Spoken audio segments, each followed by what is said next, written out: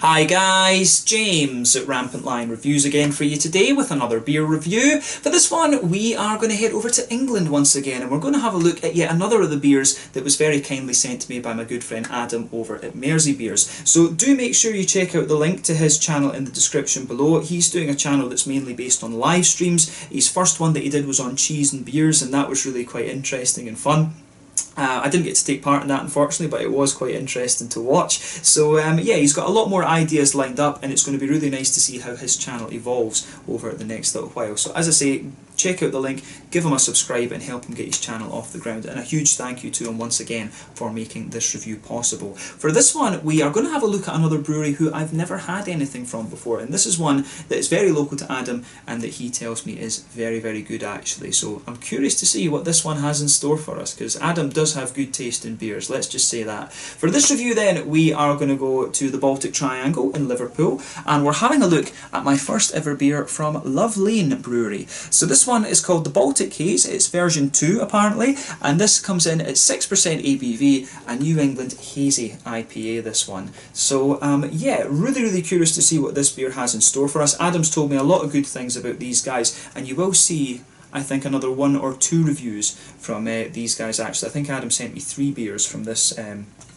brewery. There is a paleo there and I think he might have sent me something dark if I'm remembering rightly from these guys too. But yeah, very curious to see how this one turns out and hopefully you guys enjoy my take on this beer as well. Nice to review some more Liverpool beers for you as well. I've reviewed one from Black Lodge already and we do have a beer from Carnival Brewery to have a look at as well. So yeah, definitely nice to introduce some of the Liverpool breweries for you here on the channel, because the only one I had ever heard of before was actually Mad Hatter, but they went bust unfortunately. So yeah, it's nice to see that the Liverpool craft beer scene is still going strong. But yeah, let's see how we get on with this one then. So as always with my reviews, I'll tell you a little bit about the brewery before we taste the beer. If you want to get straight to the tasting, just fast forward. All the usual links are in the video description below. That's the brewery website, the link to my other reviews that I'll do in the future from Love Lane Brewery. Very first time I'm trying one of their beers as I mentioned. There's all the usual social media down there. If you want to see more reviews, do please consider subscribing to the channel. The whole channel of course has a geography based tagging system, so you can go into the homepage and search for beer based on country, city, state, county, province, prefecture, whatever it is you're interested in. Do check out the playlist of beers from different countries. There is one there for all the English beers that I've reviewed for you. That's being added to very regularly at the moment thanks to Adam and others, and we're getting a lot of English beer here in Sweden of course as well. And as always, please do get in touch and let me know some of the other beers and breweries that you guys would like to see me review. It's always great to hear from you guys that are watching the videos, and the support that you show the channel is hugely appreciated. So anyway, to tell you a little bit about Love Lane Brewery then, on to my brewery notes. So, Love Lane Brewery, as I mentioned to you, are based in Liverpool, in the Baltic Triangle to be specific, but the company was founded by Stephen Seifert, who is a former home brewer, and it was originally founded with the name Liverpool Craft Beer Company. So he started brewing commercially back in 2010 and he rented out an archway and began experimenting away, and he continued to expand and learn his trade over the next few years before joining with a new partner. So this partner is Stephen Crawley, who's a former cricketer. He was born in England but played for Scotland due to residence apparently, and he worked as the national sales director and then as the managing director of the Caledonian Brewery in Edinburgh, which was quite a big operation. I can't remember who they're part of now actually. I think they might be part of like Heineken or something if I'm remembering right. But he and his wife are owners of the company known as Higson's Brewing Company. And this company applied in 2015 to convert a former rubber factory in the Baltic Triangle in Liverpool to a brewery and distillery, and then they began work on this site in August of 2017. So as I said to you earlier, the brewery itself can be found in the Baltic Triangle. It's almost right in the middle of it, and the Baltic Triangle is kind of in the sort of southwestish part of Liverpool. Across the water is Birkenhead, according to the map. I don't remember. I think I have been to Liverpool when I was younger, but I don't remember it so well, so I need to go and visit Adam at some stage. But anyway, it's in the kind of southwestern part of Liverpool, if you like, almost right on the water. But the brewery itself can be found in that Baltic Triangle, like I said, right in the middle, and the venue itself is called H1780, which represents the year that Higson's Brewery was founded originally, and then H is for Higson's, the name. But the premises opened in December of 2017, and it consists of a brewery, gin distillery, 3 bars and also a kitchen as well. If you look at the pictures of this thing on the website, they've got a really nicely done video there. Watch that and you'll see what this place is all about. It's really beautiful actually. It's a beautiful building that they have. But the brewery apparently can produce around 18,000 hectolitres of beer per year, and as of October 2020, when I'm filming this review for you, they've produced 30 different beers under the Love Lane name, and the Higson's Brewery have 3 different beers from what I understand. So yeah, the Higson's Brewery is a very old brewery name that started back in 1780, and then I think obviously Stephen Crawley and his wife have purchased this company.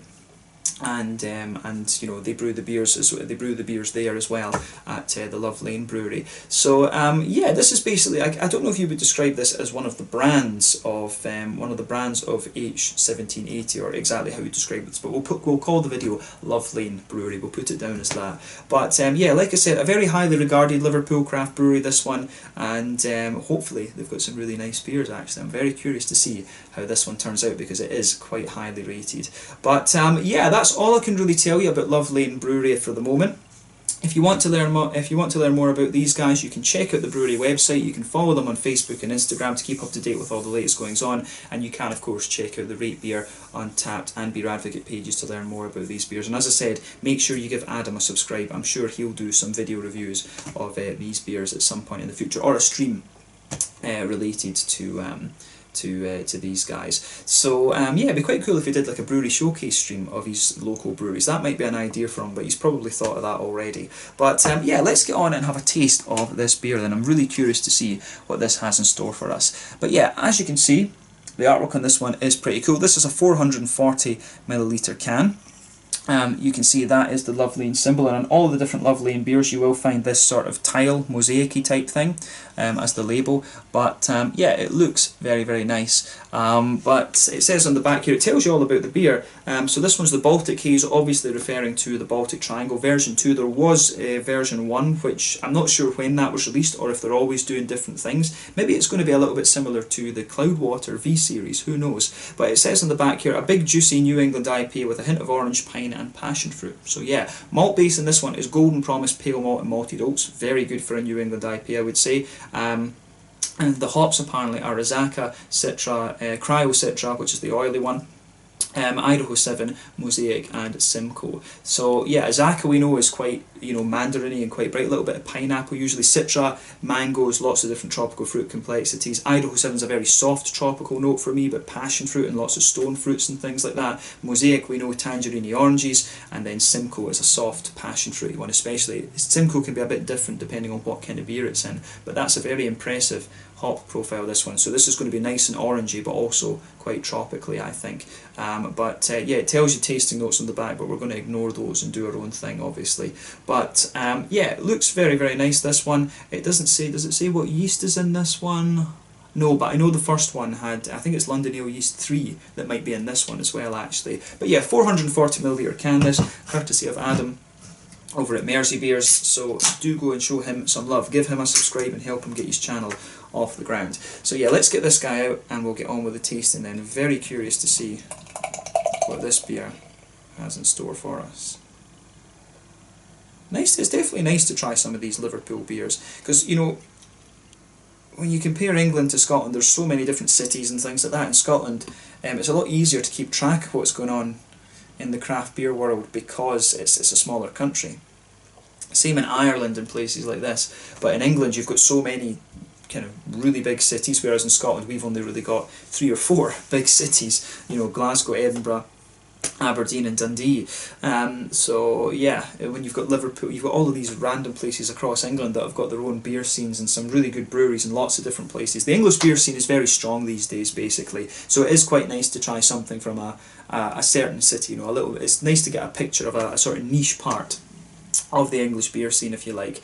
But yeah, this one, I have to say, looks very nice. Kind of what you would expect from a New England IPA. So I would say that this one, it is lean. It's kind of in between the yellow and orangey part of the New England spectrum. If we put our fingers next to that, I would say that this one, it's about 1.5 fingers of quite a bumpy white head that's on this one. I would say it's perfect white, it's not even creamy, but yeah, there's 1 or 2 big bubbles sticking towards the side of the glass there. There's a few little ones going up towards the bottom of that head, but I mean overall it does look it does actually look really quite nice. If I put my fingers behind the glass there, you can see there is a fair degree of haze to this one, but it's certainly not the soupiest and gloopiest of New England IPAs that you're going to come across. But then again, there might be a little bit of sediment in this one, so we'll put, you do want the sediment, I think, in the New England IPAs, my opinion, at least.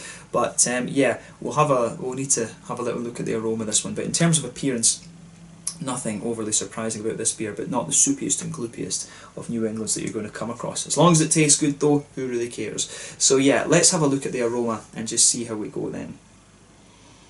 Ooh, this one's definitely got a little bit of that kind of farmhousey type thing going on. Maybe this one's using a Vermont yeast actually, because it was the first. I think I told you lies. I think it was the first Baltic Haze that used. It was the first Baltic Haze that used how do you say, a London Ale Yeast 3. But this one, I do wonder if this is a Lallemand yeast. Pardon me, a bit of dryness in the throat there. But yeah,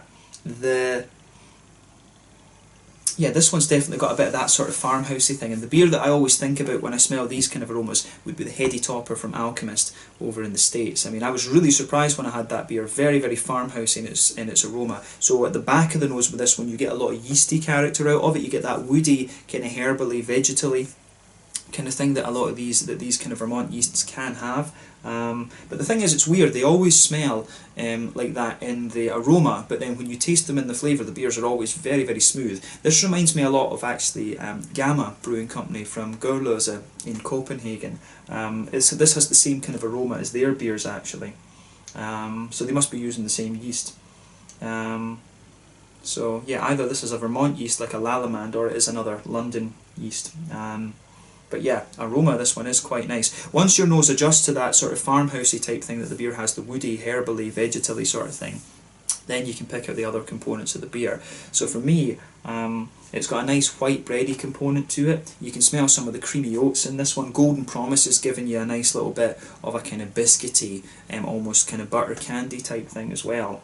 So this one, in terms of its malty side of things, it has everything that you would expect of a New England IPA. It's got everything that you would expect on the malty side of things. So yeah, I think we don't need to say too much more about the malt base, to be honest. Yeah, nice creamy oats too. It's got a little touch of, it's got a kind of white bready quality to it. This one doesn't have the bitiness of the wheat that some of these beers are going to have. But yeah, smooth oats, nice kind of crisp white bready notes, some of those woody yeasty kind of things going on, and then you've got a little bit of a butter candy kind of biscuity sort of thing, which is the Golden Promise actually. So yeah, this one is quite nice in that sense. It comes across as quite crisp, but also quite smooth in its malt base. On the hoppy side of things then, this is where this beer shows a little bit of complexity. So you do get a wee bit of earthiness in the back of the nose for this one, and that'll be the Mosaic that's most likely to give you that out of these hops. I do wonder if the hops that they're mentioning in here are only the aroma hops added in the last half hour. They've maybe used another hop as a bittering hop in this, right enough, so I'd be curious to know that. But yeah, this one, a little bit of earthiness there. There is a good bit of floral character coming out of this one, and I would describe this beer as more aromatic in that sense than I would spicy. It's definitely got a nice big floral aromaticity to it, but you also get a nice little bit of grassiness there, and the grassy notes that you get out of this beer are fairly pungent, I have to say. So yeah, the aroma that comes out of this one I think is really pretty nice on the fruity side of things. So for me, straight away with this, you do get a wee bit of passion fruit out of this one. You do get the mangoes, so the passion fruit will come from quite a few of the hops in here. You'll get it from the Idaho 7, you'll get it from the Citra, you know, you also get a little bit of it. You can get it for a little bit. What's the other hop that was in this? It's gone right out of my head. You will get a little bit of it from the Simcoe as well. Like I say, brain's not working today, guys. But yeah, the Simcoe in the New England IPA will give you the very soft tropical fruits, and I think the Simcoe really gives you, I think it must be the Simcoe that's giving you that softer passion fruity note in this one. But yeah, as you, on the nose there, you've got a lot of kind of sweet kind of tropical fruits there. You've got a wee bit of like a papaya, a kind of apricot-y sort of thing. The tropical notes in this one are quite juicy, but they do have a little bit of sharpness to them as well actually, which is quite interesting. The Idaho 7 I think comes out of this beer quite prominently in my mind. It really reminds me of the 100 Idaho 7 that I had from OO Brewing in Gothenburg actually, and that was really nice to get a proper education about what Idaho 7 actually is. So I think Idaho 7 is the one that's giving you the really just almost quite pungent but still wet, juicy characters. You really get that out of this beer in abundance. There's something about this one makes me want to say there's a wee touch of a melony kind of note to it as well, to be honest.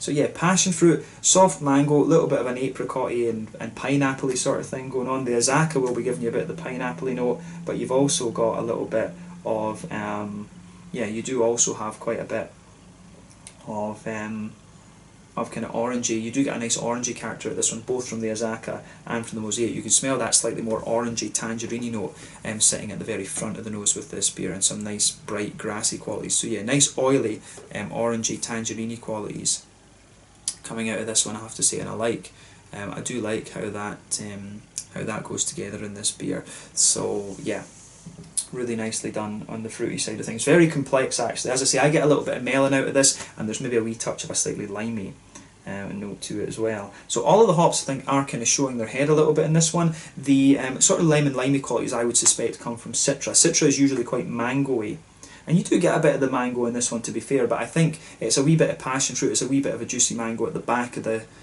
fruity part of the nose. Then it's quite soft and juicy. The Idaho 7 really starts to dominate, I think, and then you get the orangey tangerine notes and a bit of a lemon limey character on the front of the nose too. So take a bit of time and enjoy that aroma. The fruity side of this beer is quite complex, and it smells very nice actually. But yeah, this one reminds me quite a bit of the beers in terms of its aroma from Gamma Brewing.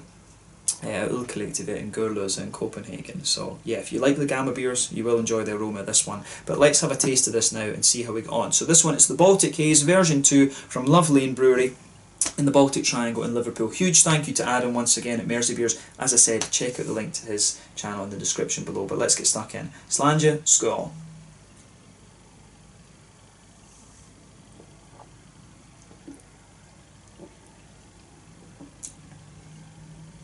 That's very nice.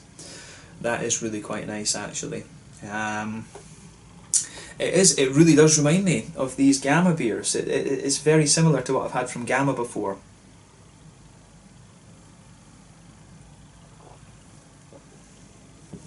Although the mouthfeel is a little bit different actually. These ones are a bit more,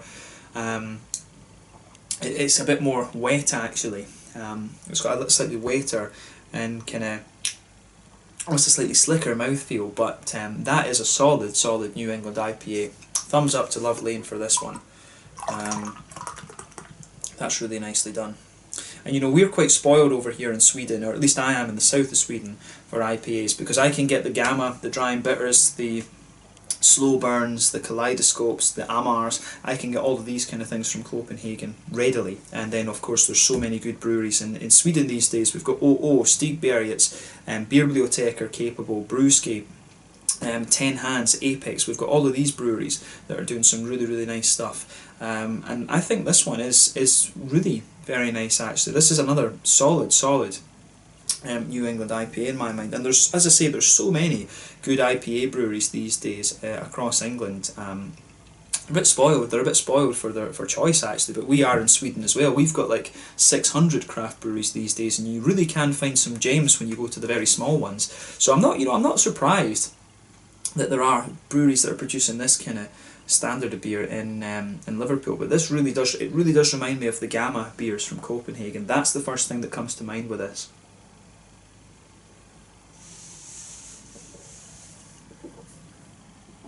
So yeah, let's try and break down the flavour of this one a little bit then. Really nice beer. For this one, straight away with this beer you get that nice kind of pale malty bready quality. That just blankets the middle of your tongue, and you do get that kind of crispness out of the beer the further that you go into the aftertaste. So overall, the malty side of the beer for me, it is a bready. This is quite a bready leaning New England IPA for me. If you go towards the back third of your palate, you can feel that the breadiness just kind of thickens up a little bit, and you've got some of the kind of yeasty qualities in there as well. A little bit of woodiness, a little bit of that kind of grainy quality. quite rustic in that sense. So the yeasty notes do sit there on the back of your palate. This one doesn't have wheat in it, and normally I think the Gamma ones usually have wheat, so you do notice a marked difference between the back third of your palate and the middle third of your palate in terms of the thickness. This one, you don't really get that. This one's it's quite straight up on the base of the beer. It's really quite nice in that sense. It's very kind of straight shooting from that perspective. So yeah, the back third of the palate for me is distinctly yeasty in this one, woody, a little bit kind of herbally, vegetally kind of thing. There's a little bit of that in this one, but yeah, the other parts of the malt base in this one are quite nice. If you go towards the, well, I'm not saying that the back third of your palate's not nice. The yeastiness actually complements the rest of the beer quite well. But yeah, as you move forward into that middle third of your tongue, you get the oatiness. You can feel the sort of smoothness of the oats just sitting there on top of that of the bread in the middle third of your palate. You also get that kind of butter candy sort of thing, that slightly Werther's Original flavour coming out of this beer. I don't get the biscuit. I got a little bit of biscuit in the aroma, but I don't get that in the flavour. It's just a very subtle, that you get the oats and then a very slightly subtle kind of slightly Werther's Original type flavour. I do get a wee bit of that the further that I go into the aftertaste with the beer, but overall the malt base in this one for me is quite, white bready, quite a crisp white bready character almost, and then you get some of those yeasty, that kind of woody, farmhousey, yeasty sort of thing in the back of the palate, and I think that the yeasty notes complement the rest of the beer quite well, to be honest with you. So yeah, I don't think there's much more to report on the malt base there. I think we've covered it as much as we need to.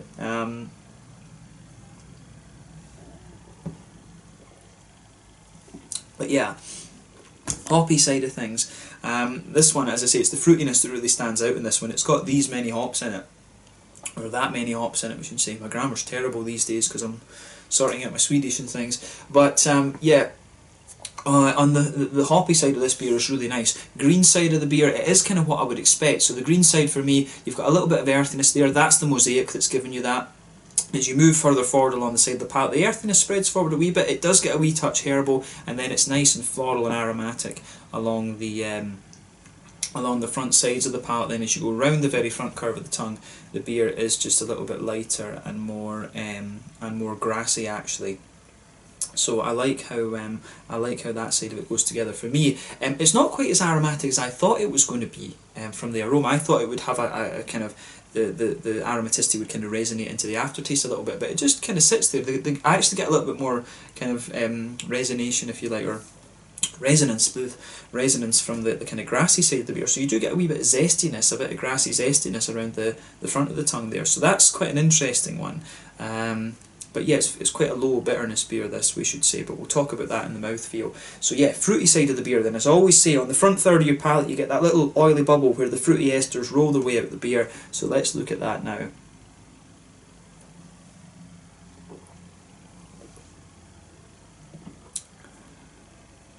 So yeah, if you go towards the back of that front third of your palate then, you do get a wee bit of there's a wee touch of passion fruit in there, and I think it's interesting because Simcoe, as I've told you before, it can be a bit of a jack of all trades when it comes to different beers. It's very good in black IPAs, gives you some lovely red fruity notes. In the New Englands it gives you a more kind of soft passion fruit, and then in the West Coasters it's quite an oily but slightly more pungent passion fruit. For me, this one, the Simcoe in this beer comes out a little bit more like it would in a West Coast IPA, because if you go towards the back of that front third of your tongue, you get a slightly more oily passion fruity note there, which is quite nice, and it's almost like a kind of dried fruity quality that you get out of it. But as you move further forward, you get a bit more of the mango notes, and that's going to be mainly the Citra. But remember that Idaho 7 and Citra can both contribute a little bit of passion fruit to the beer. But yeah, I think there's a bit of that oily passion fruit, which I would say is the Simcoe. Then you get a slightly juicier mango as you move a little bit further forward, and then in front of that you get the soft, it feels like there's a kind of soft apricot underneath that, or maybe like a papaya. It does have a wee bit of that kind of papaya type quality to it, and then you can get, it's got a very soft tropical fruity note. So yeah, you go from oily passion fruit to mango to a really soft kind of papaya, apricot-y sort of thing. Could there be a little bit like a guava note to this beer? I'm not quite sure. There is something that's just making me think a little bit of guava, to be honest with you. But then as you move further forward, on the front half of that front third of your tongue, you get the more oily tangerine orangey notes, which is going to be both the Azacca and the Mosaic that are mixing together to give you that. You do get, there is a wee touch of a kind of, I don't get so much of the pineapple at this. Normally Azacca would give you a little bit of a kind of pineapple note, but I don't get so much of that, to be honest. I think that takes a bit of a back seat, and I think it's the Azacca and the Mosaic are giving you the big kind of orangey notes, which is quite interesting. But as you move further forward, almost to the very tip of your tongue, I think there's a slight like gooseberry type note to this beer as well. And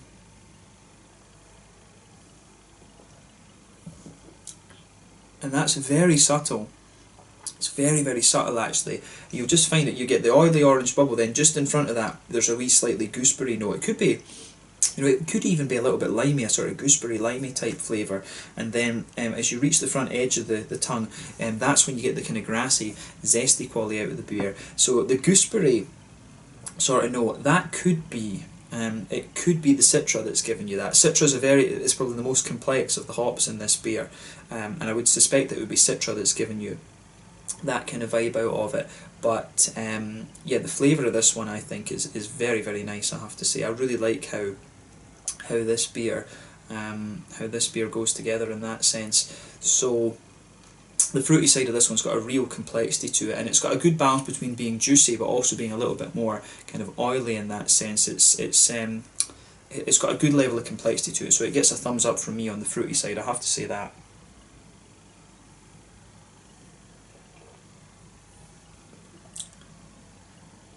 So yeah, the melony notes, I don't really get, I mean there could be a tiny little bit of melon in this one, but I don't get the melon that I was picking out in the aroma of this one. I mean, if you want melon in a beer, the hop to use is cashmere. Cashmere's a big lemon, limey and melony sort of thing, but I think all the hops in this one are contributing quite nicely. You know, you are getting a lot of different stuff out of this one. I'm just checking that I've not missed anything in this. So yeah, it's 5 hops, as we say: Azacca, Citra, Idaho 7, Mosaic and Simcoe, and we've talked about all of those in that fruity side of the beer, so I think I've covered the fruity side of it quite well, and for me that's the highlight. The fruity side of this beer is the real highlight of this one. But if I compare it to other New England IPAs, I would describe this one as being a little bit more crisp and a little bit more kind of bready in its malt base, but the fruitiness for me is where this one stands out, and it's got a nice, it's more juicy fruity character, this one, rather than being big and creamy.